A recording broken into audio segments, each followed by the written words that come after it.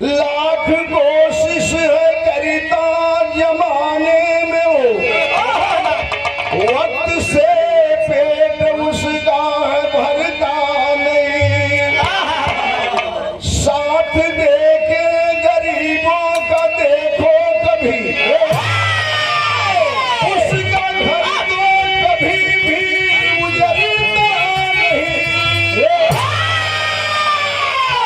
धर्म या कर्म पे भरोसा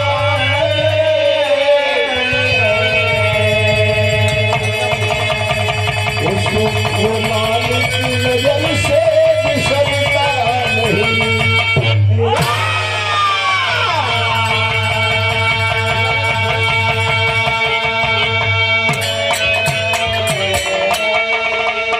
इंसान दो चीज बनाया है इंसान में, किसी को महाअमीर तो किसी को महागरीब बनाया है। फिर हम एगो कव्वाली बा कैसे बाबू,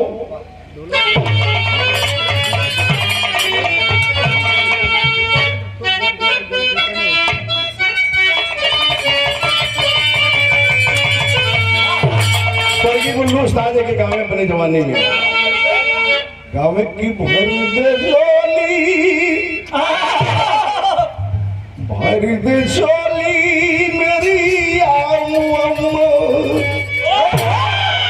तेरे दर से मैं जाऊंगा।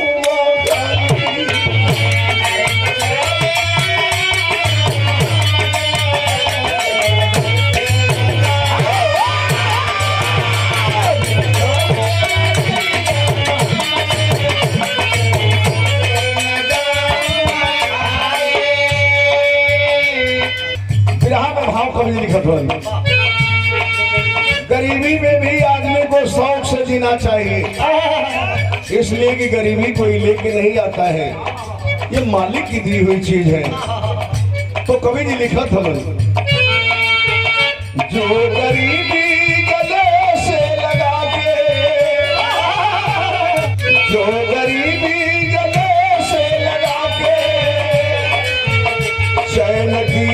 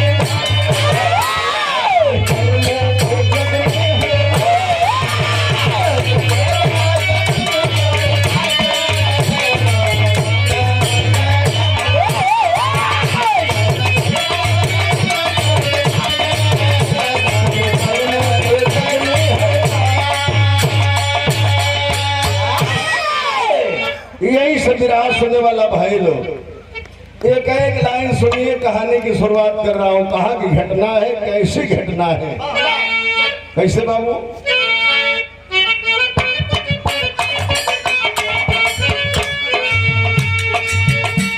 जहां में बड़े भाग्य से हंसाती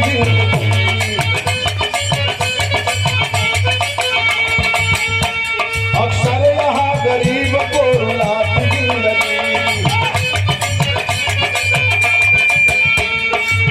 मध्य प्रदेश जो पटना के नाम याद बना है, लालू हरे नीतीश का सम्राट बना है, रणबीरपुर में यादव जहां श्याम लाल थे, पत्नी जवंती बेटा रहू सरिहान थे। समझ लो, पटना से 35-34 किलोमीटर पूरब एक गांव है, जिस गांव का नाम है रणबीरपुर। वही रणबीरपुर का रहने वाला एक गिराज सुनने वाला भाई जो श्यामलाल यादव, पत्नी का नाम दवंती देवी। दवंती देवी 8 साल का बेटवा है, जो का नाम रोशन बा। यह 3 गो परिवार है। 2 बीघा जमीन के दस्तकार हो, बड़ा मजे में जिंदगी खेती बाड़ी करके पशु प्राणी रख के चलत हो। धीरे धीरे बाबू समय बीतल, मालिक की नजर घूम गई। श्यामलाल की पत्नी देवंती बीमार पड़ गई। बीमार पड़ल हो पंचो, श्यामलाल यादव अपनी पत्नी के लगला इलाज करावे लगला पटना लेके। इलाज करावत पत्नी के इलाज में भैंस गाय जितना रही सब बिका गई। मेहरारू के तन का गहना बिक गई। एक बड़े डॉक्टर के पास ले गए। साउंड वाला भाई, बड़े डॉक्टर के पास ले गए, कहा कि सुनो तुम्हारे बीवी को कैंसर हो गया है, अगर अपने बीवी को बचाना चाहते हो तो लंबे पैसे का इंतजाम करो और अपने बीवी को श्यामलाल लेके चले जाओ दिल्ली एम्स में, शायद तुम्हारी बीवी बच सकती है। बाहर श्यामलाल यादव जब सुना कि मेरी पत्नी को कैंसर हो गया है, बाबू क्षेत्र के सभी धनवानों के पास गया, झोली फैलाया कि मालिक मेरी मदद कर दीजिए, मेरी मदद कर दीजिए। लेकिन कोई उसकी फरियाद को नहीं सुना, कोई इसकी फरियाद को नहीं सुना। बाबू अपनी पत्नी को बचाने के लिए सबसे झोली फैलाया, लेकिन गरीब को कोई सुनने वाला नहीं मिला उसकी फरियाद। पत्नी को बचाने के लिए क्या करता है, क्या सोचता है, बिरहा में गीत बाबू।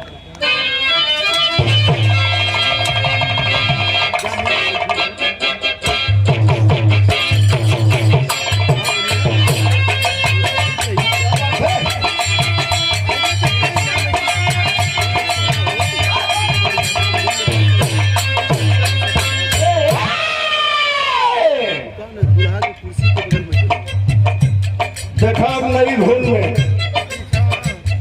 पुरान धुन में कितना अंतर बा। पहले का लोग बिरहा सुने तो बिरहा सुनत 8 बज जा 7 बज जा सवेरे ले। अब की लेकिन में दमे नहीं के 2 घंटा बैठ जा कहीं। वो जमाना में मरद प्रदेश चल जा तो चिट्ठी अगर भेजे तो 1 महीना में आवे, 1 महीना में होकर जवाब जा। तो मेहरारू को मरद चटकल से आई ना, कल पहने हम चल गई। रात को वही गांव पर रेलवे लाइन रहल, गाड़ी गई, सड़क के मेहरारू उठ गई। कलश की है ट्रेन गुजरी, हमारी सैया के लेके भेने चल गई। क्या कहत, क्या प्रेम है। रेलिया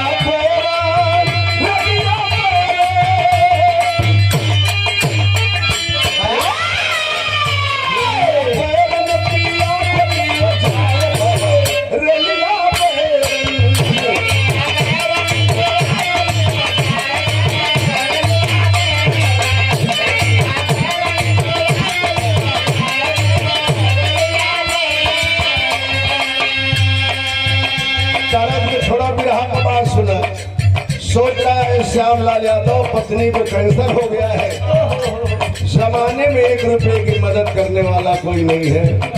क्या सोच रहा है गरीब,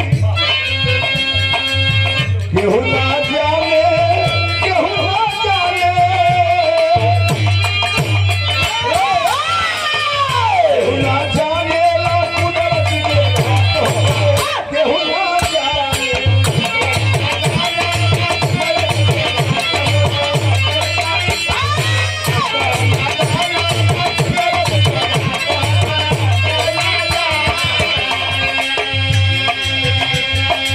पत्नी को बचाने के लिए क्या करता है गरीब आदमी। शंकर सिंह के भैया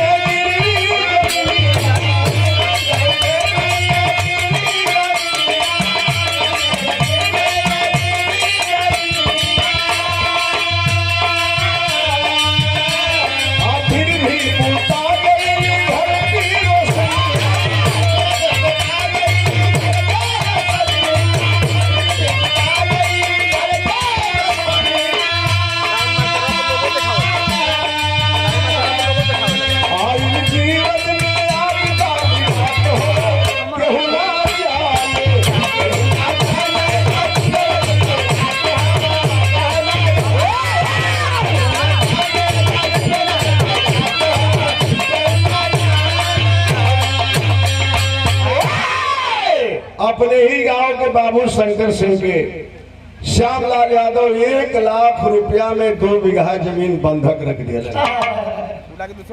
और एगो रिश्तेदार के फोन कैलन, दिल्ली में रहता था, कहा आओ हम भर्ती कराएंगे।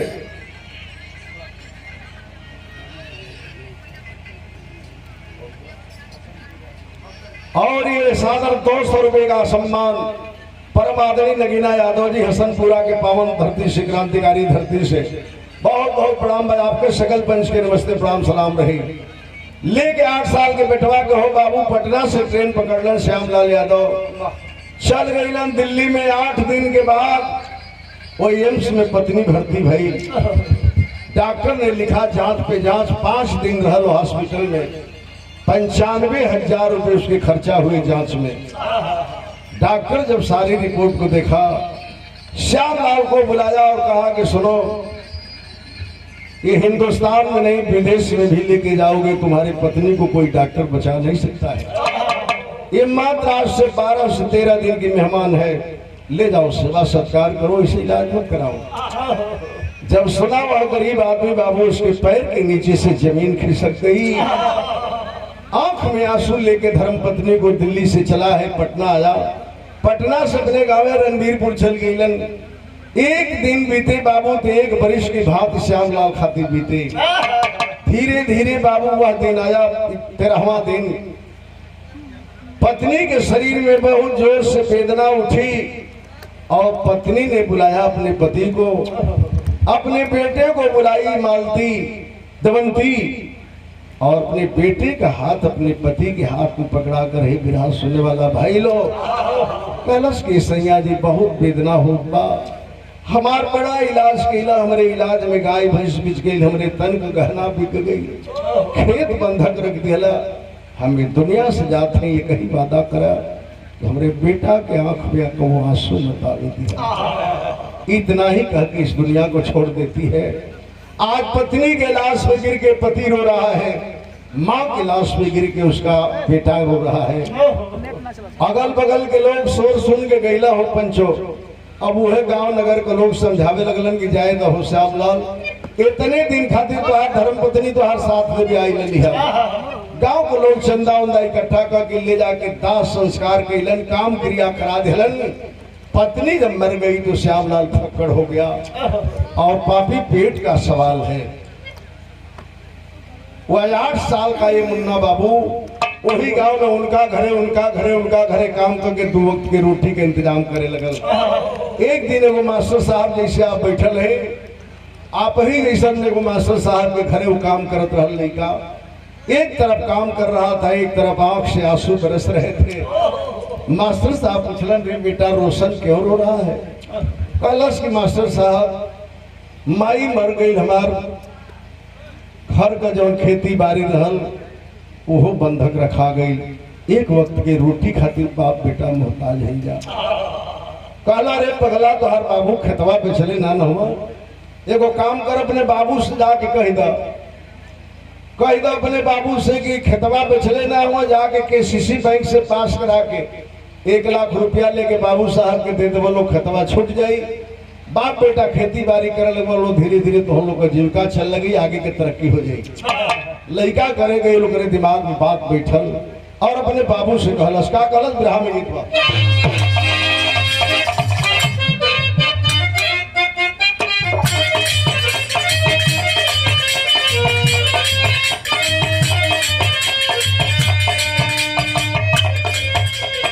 नारी के कानो भतरी होई, गैया योगिया होई, गैया योगिया हो, राजपाट पे माला विसानो,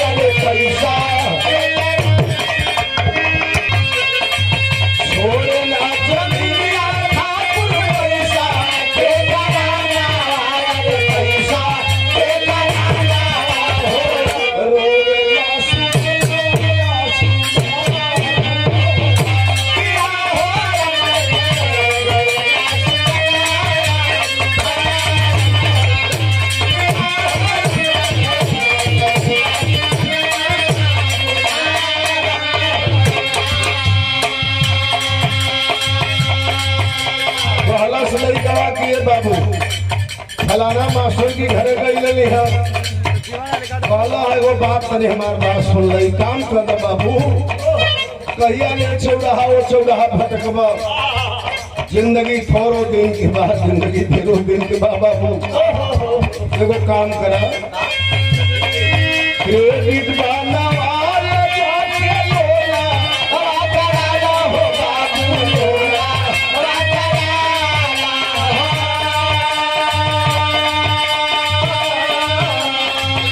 तेरी के रुपया अपन खेला, छोड़ा हो बाबू खेला,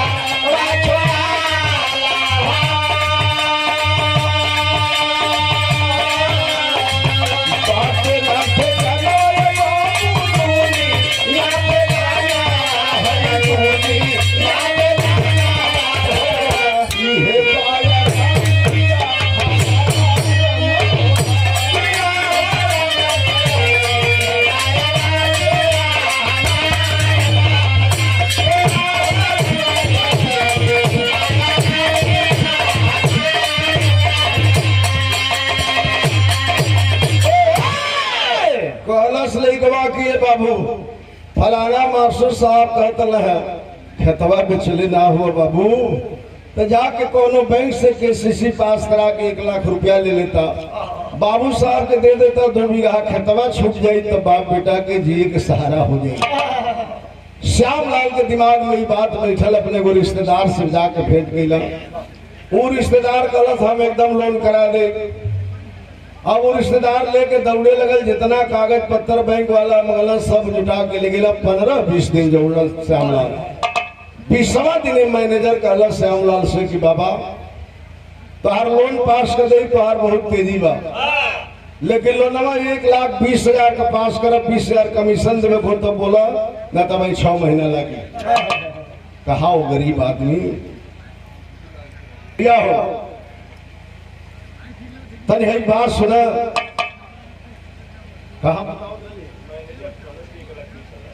कहला से 1,20,000 करब पास, बोला तेजी होके तब। कहा वो गरीब आदमी की मैनेजर साहब हमें केवल 1 लाख रुपए की जरूरत है, 1,20,000 पास कर लीजिए, 20,000 कमीशन ले लीजिए, लेकिन 1 लाख रुपए की जरूरत है। कहा बैंक मैनेजर की कल तक 5 बजे बैंक में ही 4:30 पौने 5 बजे काहे के मतलब कि बैंक वाला जब लोन करेला आ जना में कमीशन लिया बैंक वाला, ओकर पेमेंट 12 बजे 1 बजे 2 बजे ना करेला, जब सगरी का हक चल जाला तब करेला। 4:30 बजे पहुंचलन दूसरा दिन, बैंक मैनेजर बुलाया केबिन में और 1 लाख रुपया दिलस। कहल बाबा 20,000 कमीशन कट गई। पैर पकड़ लिया वह गरीब आदमी, कहलस कि बाबू इतने तो हमार जरूरत रहा हो साहेब, रिश्तेदारों बैठल, रिश्तेदारों को कमीशनवा में कुछ पावे के रहे, कहलस के पैसा पौला तो तू घर धरा, हम चल जेबे। दिसंबर को महीना रहे बाबू, 5 बजे किरण डूबे लगे। अगला एगो टेम्पो में बैठल श्यामलाल, आधा किलोमीटर ले गई, एगो चौराहा पर खड़ा के दिलस। गई अपन घूम घाम के 2 गो लैला वाला मरलस, घूमत आई, कहलस गए बाबा गाड़ी से नीचे उतरा, सवारी को मिलत नहीं बा, हम उतना दूर नहीं जाए, 14-15 किलोमीटर। वह गरीब आदमी उतर गया हो। बिरहा सुनने वाला भाई लोग, कहलन चला हाईवे छोड़ के तिरकट ही 51 पड़े होत जाए, भोरो ले अपने घरे पहुंचा। चलना है उस समय का भाई बिरहा में गीत बदल गया।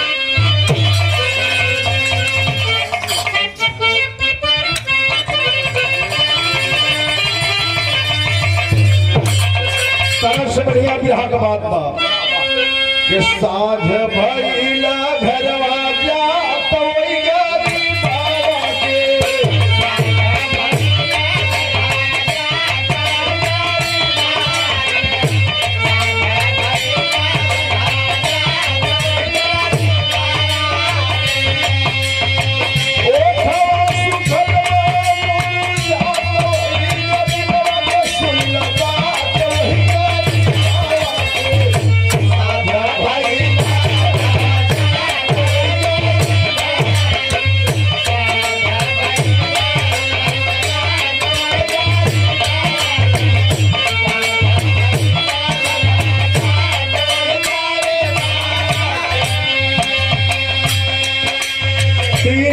किलोमीटर पैदल गईलन। और लोगों गाँव पड़ल ऐसे हो बिहार सुनने वाला भाई लोग वही गाँव के बहरे का देखल सामलाल रात ट्यूबलाइट जरत रहे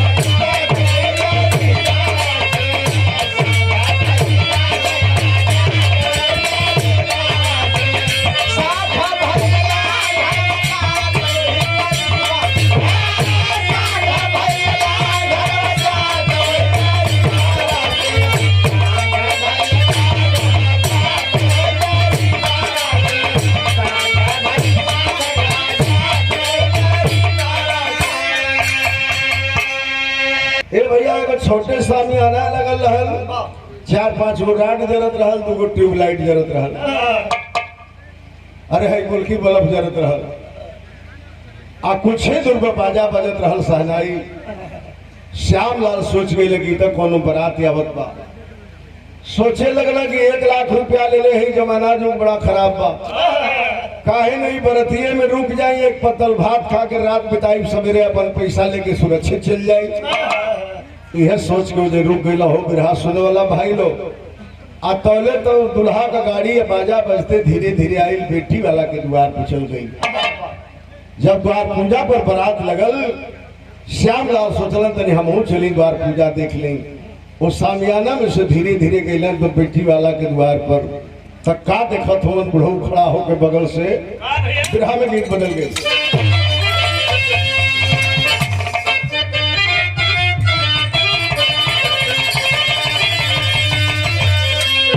गीत के माता बहन गावेली शादी विवाह के अवसर पे कि झझरे मड़ुआ जली अरे छवैया ये बाबा हो लगी है सूरजवा की ज्योतिया। श्यामलाल का देखा था कि देखले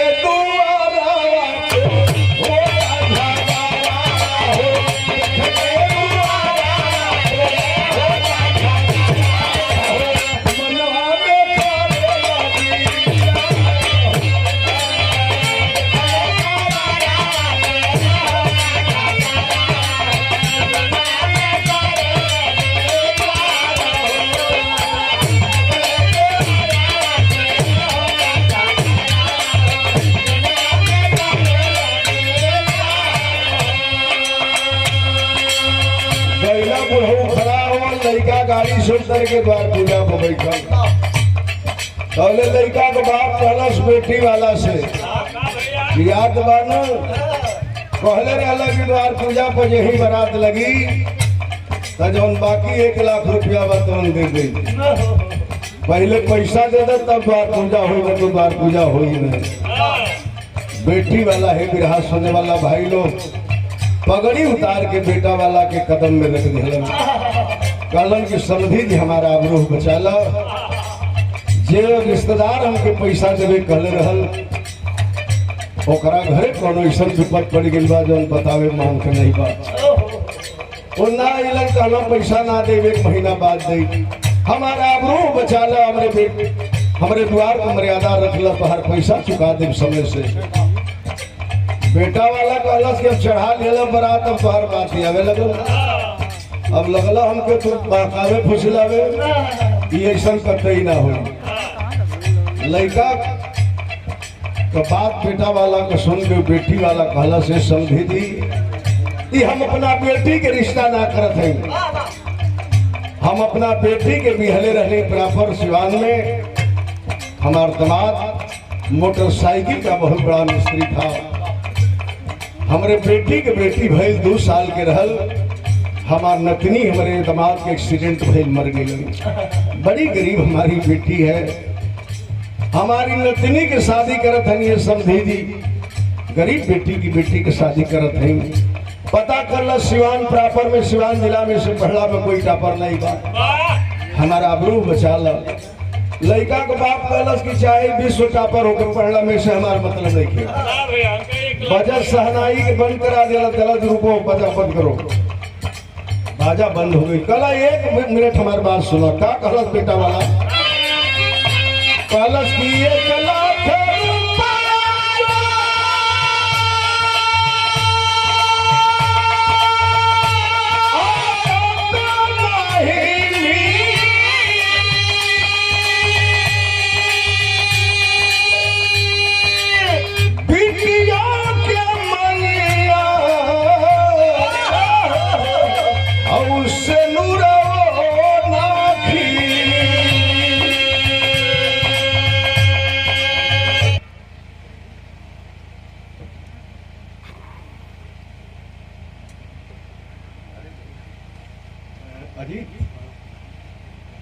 और राघवेंद्र फौजी हमारे बड़े अजीज मित्र हैं सुखपुरा के पावन धरती से।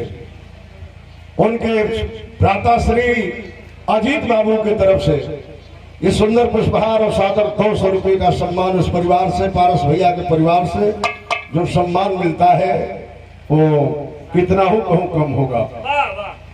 ये भैया बारात जाए लगल, लेकिन बिरहा का दशा हो गई बा। एगो वो जमाना रहल जब वीसीआर मोबाइल के जमाना, टीवी भी नहीं रहल। 8 बजे अगर रेडियो गांव में रहल तो पता चले कि वो गांव में 3 ही घर रेडियो बा, एगो मोहल्ला एगो मोहल्ला एगो मोहल्ला। सवेरे वहां सूचना प्रसारण करे से तो बोल दे से कि महमूदगंज वाराणसी से बुल्लू यादव की बिरहा 2:20 पे आएगी। 12 बजे से आदमी 50-100 को रेडियो लेके बैठ जा, वही में बुल्लू चाचा टेरी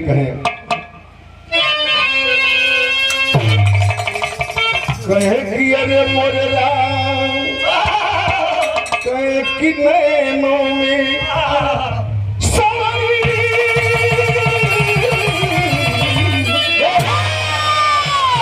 नैनों में पृथ्वी राज बस गई। क्षत्रियवंश में भूषण दिल्ली के सीधों नैनों में पृथ्वी राज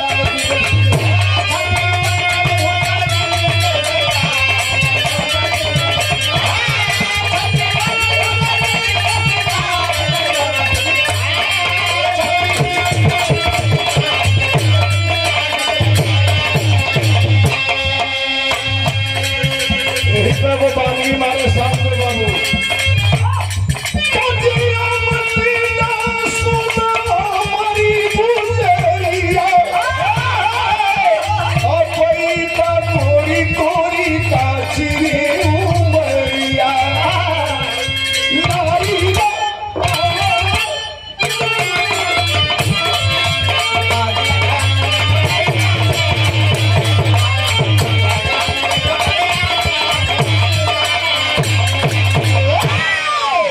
परतिया जाए लगल हो। बिरहा सुने वाला भाई लोग श्याम लाल सोचत हो जो 1 लाख रुपया लेके खड़ा रहा। का सोच रहा है गरीब आदमी? ये से नुरवा जो ना पई है बिटिया, अरे से नुरवा जो ना पई है, हो से नुरवा जो ना पई है बिटिया, पैसा कारण खा के मरी गई है।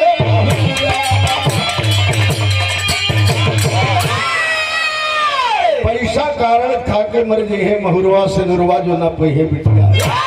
यही सोच रहा है गरीब आदमी कि हे मालिक हमको तो खूब गरीबी दिए हो, लेकिन इस गरीब के दरवाजे से अगर बारात चली गई तो उसकी बेटी मर जाएगी। नहीं बर्दाश्त किया श्याम लाल अपने को।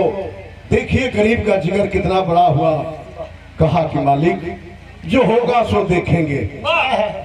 दौड़ते गई श्याम लाल जाकर लड़की के बेटी बेटा वाला के दुल्हा के बाप को बाँह पकड़ कहला कि साहेब है 1 लाख रुपया ल चल के बारात ब्याह करा अपने बेटा के, पैसा हम ही के देवे के रहल इला में लेट हो गई। 1 लाख रुपया जब पौलस बेटा वाला तो 10 मिनट गिनलस, कहलस के रिश्तेदार होके दरौरी नियर हो। अब लड़का के बाप लगल कहे के भैया बारात चले फिर वो वापस चले, हम ब्याह कर पैसा पा गई। बारात वाला लगना से करियावे कि कब ब्याह करी कि का करी, लिया के फंसा दिल हमनों के बिना भोजन के तड़फा दे जा। सहनाई बजत आई ले बाबू, गांव पर पड़ोसा के लोग हित में पूछे लगे चाचा कहाँ के रहे वाला हो, तुम परिचय बता दो। पहला के जौन आगे आइल बा द्वार पूजा लोग करावल, लोग जयमाल करावल, शादी करावल, सबके खाना पानी करावल, एक जगह सब परिचय बता दे। सब तैयारी रहने, अब सब रस्म करावे लगल, जनता बारात भोजन करे लगल, लड़का मड़वा में बैठल ब्याह होके लगल। श्यामलाल थोड़ा सा भोजन करके गईला, शामियाना में नाच शुरू हो गई। वही में बैठल हवन 2 बजे नाच बंद भइल हो, बिरहा सुने वाला भाई लोग। वो गरीब के बेटी के जब 3 बजे विदाई होके लगल, जब आई कार के पास कहलस कि नाना तनि वो इंसान रूपी भगवान से हमार दीदार करा दो नाना, जौन घर का मर्यादा तोहरे बचा लेलन द्वारे के, हमरे मांग में सिंदूर दिलवा दिलन, वो इंसान का दीदार करा दे नाना, वो इंसान का दीदार करा दे। वो बेटी जो ही रोने लगल, ये बाबू कान में आवाज गई श्यामलाल की, उस सामियाना से नॉर्मली आ रहा हो। लेकिन बिरहा में कभी लिखत हूँ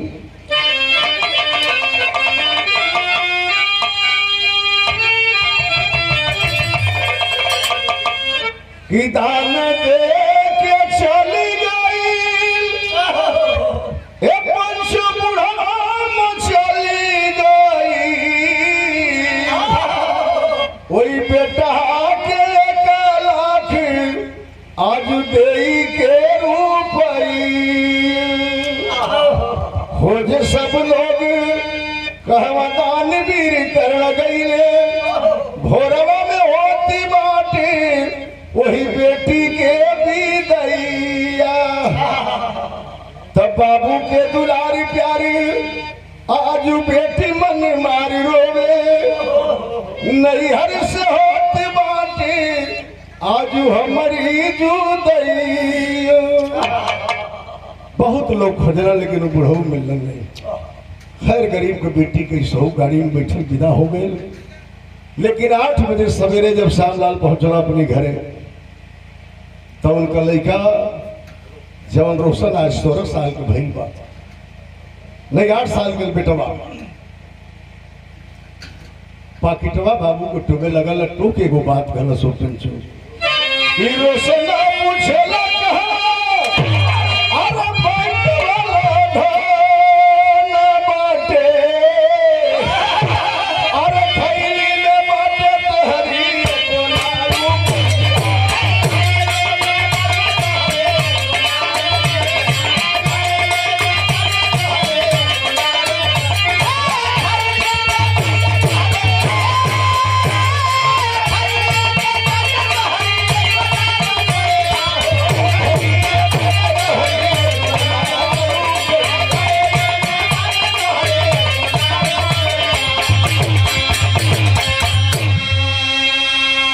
पहुंचला श्यामलाल सगरी पाकिट ठोक लइकवा कहलत का हो बाबू, काल गईला कहला 1 लाख रुपया बैंक से पाई बा के खेतवा छोड़ा ले, पैसा ना पौला बाबू, पैसा ना मिलल बैंक से।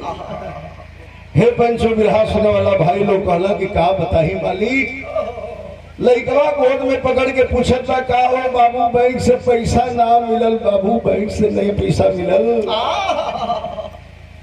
गोद में पकड़ के सोचा था का मालिक, अपने इकलौता बेटा से हम का बताई कि पैसा मिलल कि ना मिलल। लेकिन लड़का जब बार बार पूछे लगल हो, बिरहा सुनने वाला भाई लोग आंख से आंसू टपकत बा श्यामलाल के, कहला कि बेटा पैसा तो मिला बैंक से, हमें 1 लाख रुपया पैसा लेके चली हमार लाल, लेकिन रास्ते में गुंडों ने इस पैसे को छीन लिया।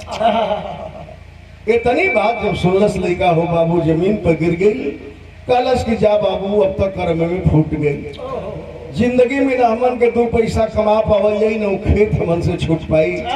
अब मजदूरी के सिवा बाप बेटा का जिंदगी में दूसर कोनो जिए का आधार नहीं बा बाबू, जिए का आधार नहीं बा।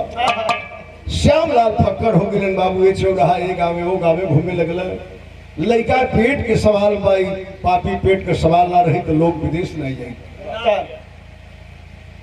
इनका घरे काम करे लगल। धीरे धीरे 8 साल बीतल। 8 साल बीतल तो एगो दूसर की विपत आई। लड़का जब 16 साल के भेल तो कौन विपत आई?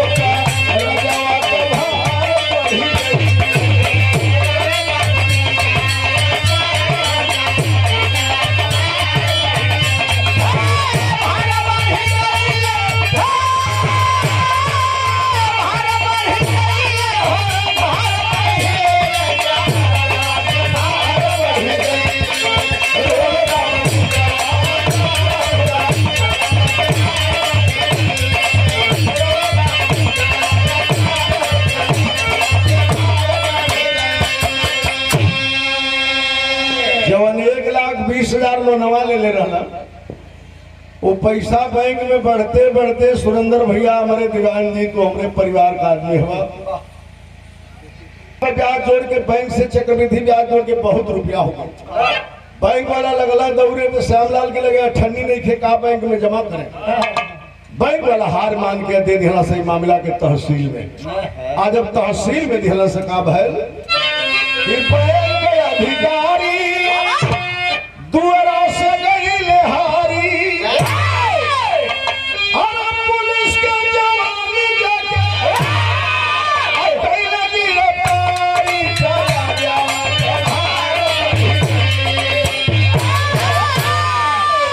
पूछलिए नीता फटकार हो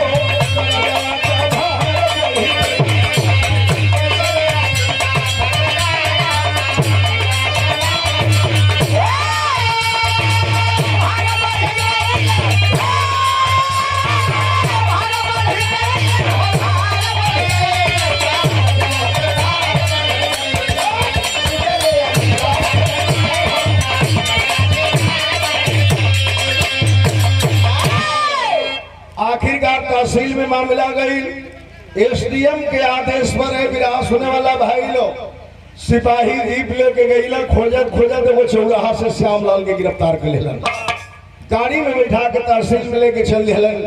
कौन मनई बतौलस रोशन से उनके बेटवा 16 साल के तुम्हारे बाबू के पुलिस वाला गिरफ्तार करके तहसील में लेके गई। नंगे पांव आज गरीब का बेटा भागते भागते गया तहसील में। बाबू जब तहसील में गया देखा सलाखों में उसके पिताजी बंद थे, बैठ के झरझर झरझर आंसू बहा रहे थे। बाहर लाचार बेटा सोच रहा है कि मालिक हमारे बाबू के इतना गरीब ना बनौले हो तो हो मालिक, आज हमारे बाबू जेल में ना होता हो, बाबू जेल में ना होता। अंदर बाप रो रहा है, बाहर बेटा रो रहा है। कुछ ही देर के बाद है बाबू आवास के सामने एसडीएम की मेज लगा, कुर्सी लगी और एक महिला एसडीएम आके बैठती है जिसका नाम था अनीता पटेल। सिपाहियों से गई सलाखों से लाओ कर्जदार को जो आज तक कर्ज नहीं जमा किया है। जब सामने गई ना श्यामलाल बहू तरेर के तकला श्यामलाल पे गनगन गनगन कांपे लगला।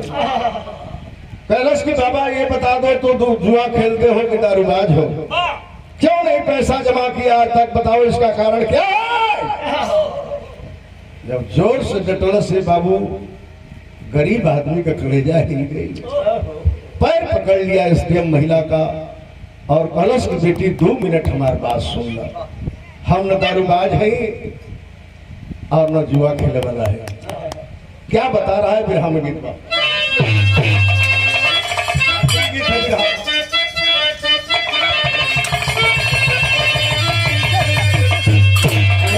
सुरेंद्र भैया पौधों में हरारू पहले राल मारा तो कर जात रहल बाहर कि अरे तू भी मरबे रजऊ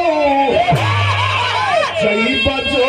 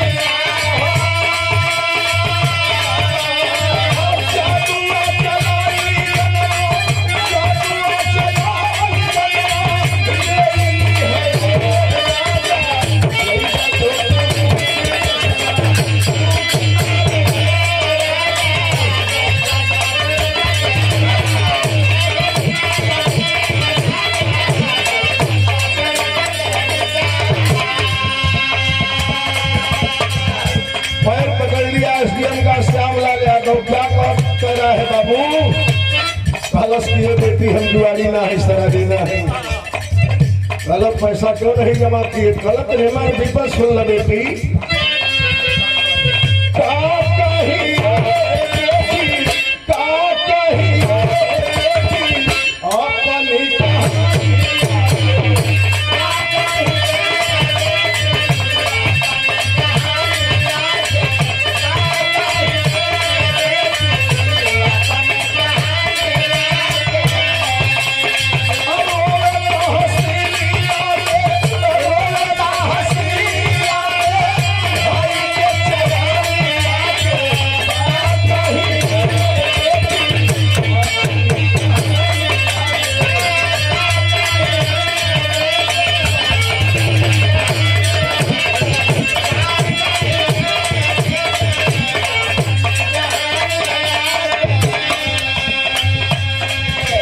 से बेटी सुना हमारे विपद नहीं सुन ला दुनिया में हमसे बड़ा कोई गरीब ना हुई और हमारे विपद सुन लो बेटी पड़ली बीमार नारी गई हम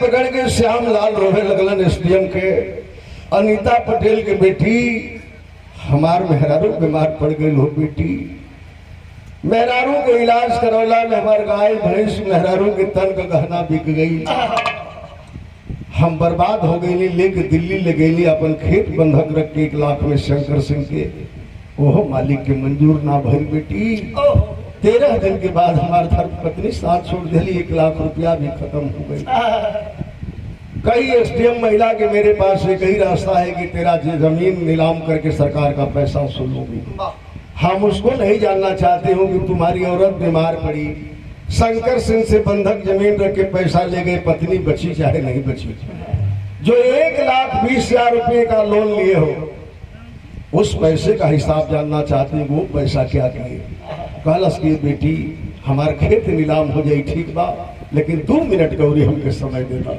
वो पैसा का हिसाब बता देते का बतौलन सामना लवा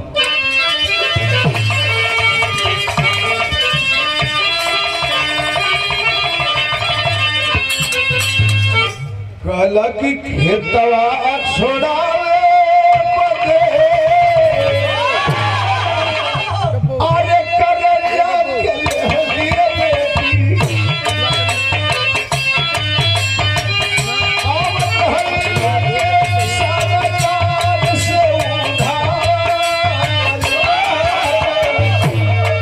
शाम के समय याद करली घरवा का हरिया बेटी और हम कहिया पीछे हो गई कहला कि ये बेटी 1,20,000 का लोन पौले जरूर लेकिन 20,000 बैंक वाला हो बेटी कमीशन ले लिया सर 1 लाख रुपया पौली है बेटी साधन ना मिलल पैदल जा रही रात हो गई लेकिन कहाँ पहुंच गई मालिक हमके कहाँ पहुंचा दिया बेटी गौवा गुलौरी आइल अरोहे परतिया रे बेटी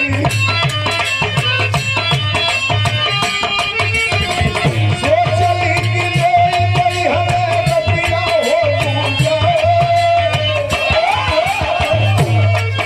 बेटी दीनानाथ पटेल की घरे बारात आई है। सोचली यही जा रुक जाई, द्वार पूजा देखे गई हो बेटी। वही द्वार पूजा में का देखली बेटी हाथ बेचारा डोले मरले में रो जाए।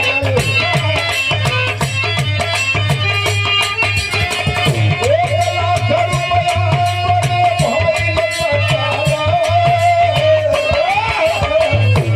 1 लाख रुपया के अंदर बारात जाए लगल हो बेटी। बैठल दुल्हा के लड़का को बाप उठा लेलस जाए लगल बरतिया। हमसे ना बर्दाश्त हुई, एगो गलती कर देनी। कौन गलती कैली? 1 लाख रुपया हमके चाहवा के देई रहली।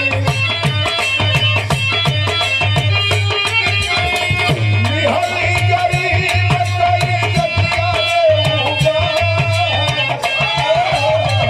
आज लेगा डूबल ये लाख रुपया हमसे।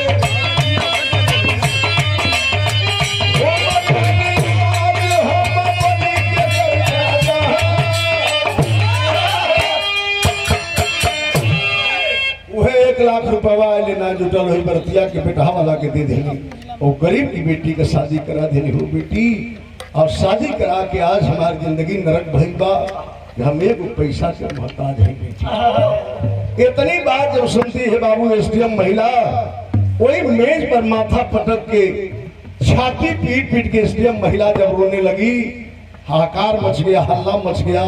एसडीएम साहिबा अचानक धारा प्रवाह रो रही है, चिल्ला रही हैं। दौड़ के सिपाही वकील मुवक्किल सभी तहसील में इकट्ठा हो गए। पैर पे गिर गया वह गरीब आदमी। बेटी कोनो ऐसा बात ना कह देली बेटी तो के लाग गई। काहे रोवत हो बेटी, काहे रोवत हो? खड़ी होती है सबके सामने एसडीएम महिला, क्या कहती है, क्यों रो रही हो, क्या बता रही है?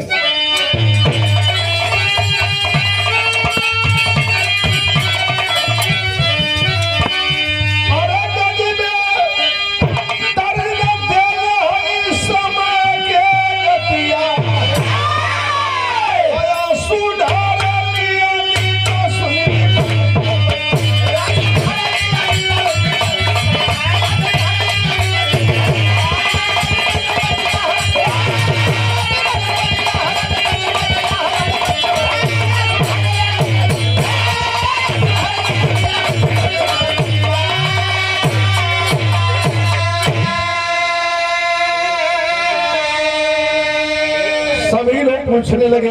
श्यामलाल बूढ़ा पैर पकड़ लिया, बेटी क्यों रो रही है? कहलस की बाबा जानल चाहत हुआ काहे रोवत है? तो सुना हम काहे रोवत है कि रोवली अनीता अपी हराई के ही हरावा। कहली बाबा जानत हुआ काहे रोवत है कि तोहरे पैसा से हमके मिलल से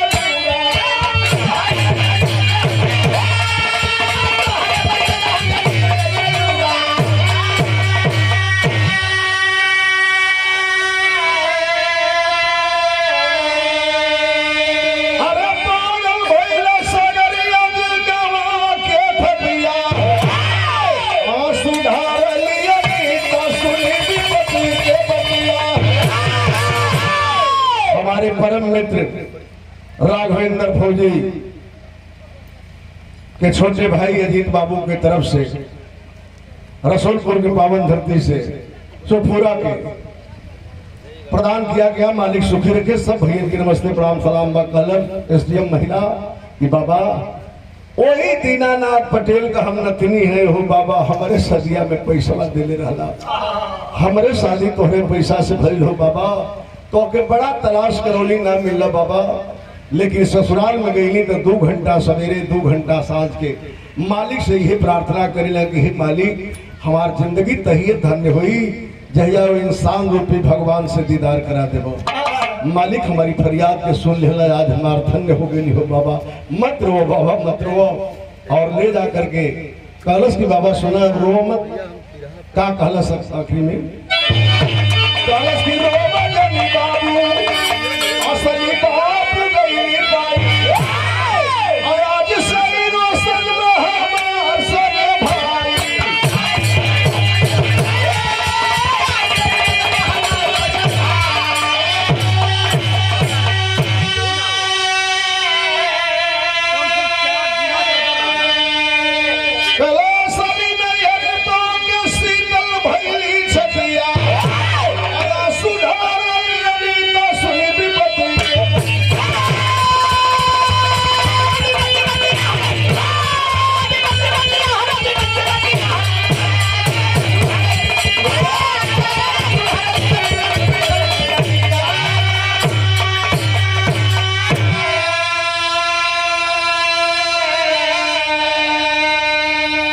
बाबा मत रोए, रोशन आज से मेरा सगा भाई होगा और आप हमारे सगे बाप होंगे और एक नई जिंदगी की शुरुआत करोगे।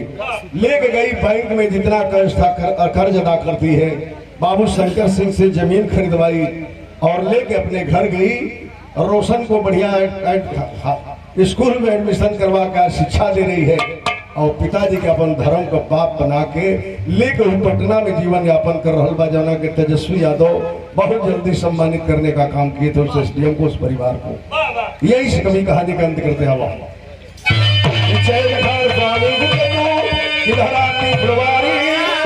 इसी से